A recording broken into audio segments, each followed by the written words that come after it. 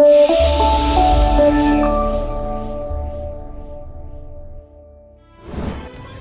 everyone and welcome to a very special event.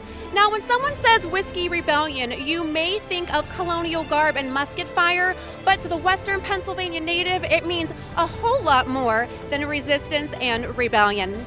I'm your host, Shaina Pajak with the Washington County Tourism Promotion Agency, and today we are at the 10th annual Whiskey Rebellion Festival right here in Washington, PA.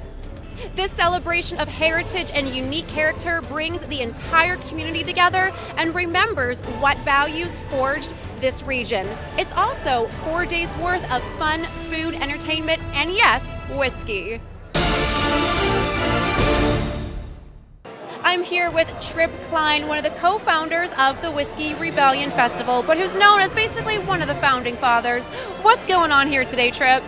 Well, today's our big day. It's the community events. We've got all the heritage groups here today.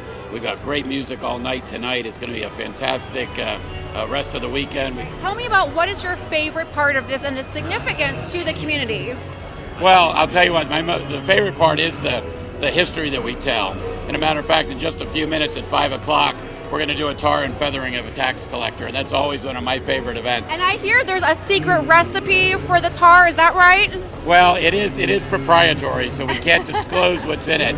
But I would say that if you've been to Hershey, you might smell something that's similar. Uh-oh, maybe something a little sweet? You're watching Washington County Live! All right, guys, so what brings you out today?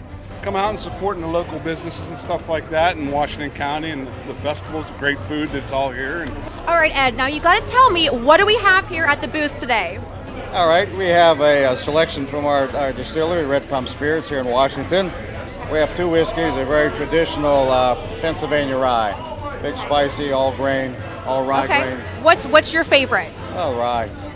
Now we're having a rye revolution, it seems like today, right? That's what it's all about. That's why we're here.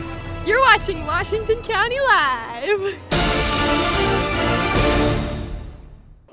All right, Tony here is basically the MC of today, and he's going to tell me a little bit about his role as the town crier.